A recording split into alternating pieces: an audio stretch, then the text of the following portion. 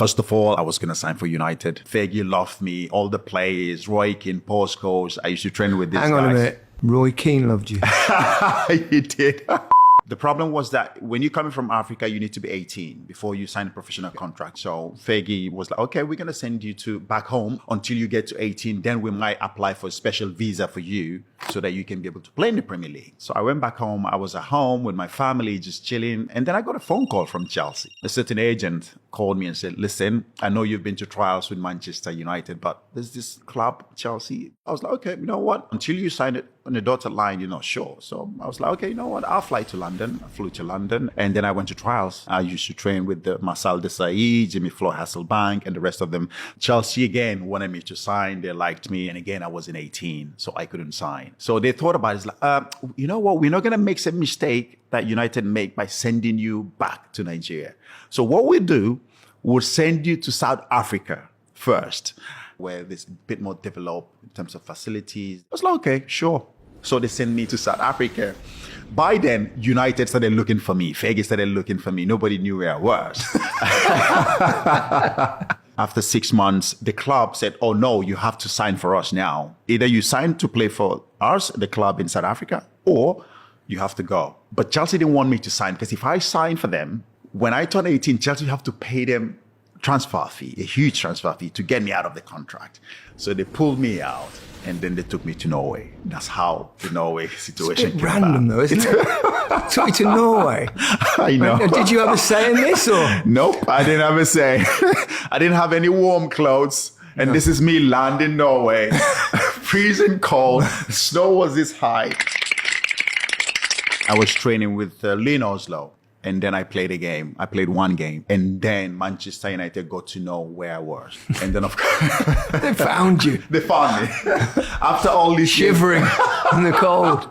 Fergie never gave up, sent the scouts straight away to Lynn Oslo. And then came to the football club straight away with a contract saying, oh, you have to sign the contract. And I was like, I am here. Chelsea sent me here. I was like, oh yeah, but put Fergie on the phone. I spoke to Fergie. He's like, John boy, where are you? We've been looking for you. Yeah. You know, we want you at the football club. All the players, everybody is asking where you are. And back then, there was an ex-Manchester United player who was the coach for Lynn Oslo. So he was getting directives from Manchester United saying, oh, you have to get this kid. He has to sign. See how you can force him to sign.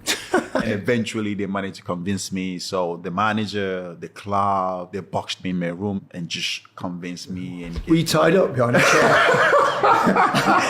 You will sign. Yeah. I'm gonna make you eat a plate of human shit! Let's make it clear that probably didn't happen. that didn't just happen, for people, no, you know. Obviously, I saw a contract. I think it was about £1 million. They offered me straight away. 17, 18-year-old kid, just, you know. Life changing. I was going to help my family come out of the situation where we are. I didn't have anyone. My agent was not there. I couldn't speak to my family. I wasn't allowed to use the phone. The phone was sitting right there.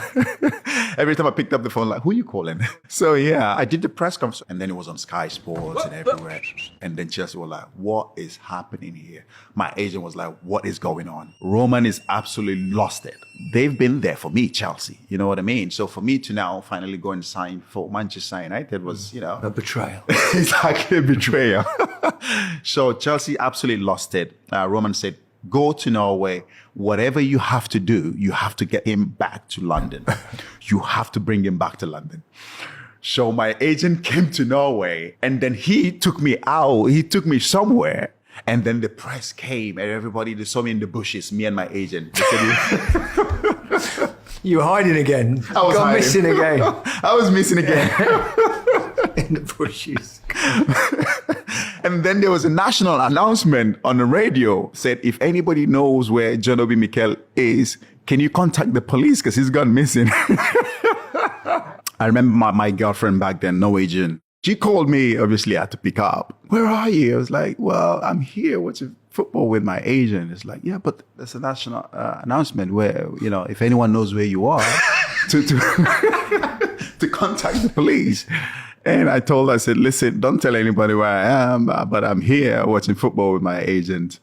And then, yeah, before you know it, that's when the press came. Everybody now knew I was. Like, I think she betrayed me. I think she gave it away. Not with another fella. She just leaked a bit of information. Yeah. Okay. Chelsea were like adamant, he is not going anywhere. Roman was like, no, he's my player. I want him. Jose Mourinho as well was like, I'm not going to let the kid go. I want the kid to come to Chelsea. At that point, where did you want to go? When I left Norway, I had a clear picture of where I wanted to go. And I just knew that obviously Jose Mourinho coming into the football club, the transition of the football club, where the club is going to go, a young manager who's coming in, who's making a name for himself and wants to build something with Chelsea, wants to create history. Manchester United have won everything. Fergie has won everything with the club, Premier Leagues, Champions League, whatever they've won it all. And I wanted to go. I thought, okay, let me go to Chelsea where I can create a bit of history, make name for myself, be part of history.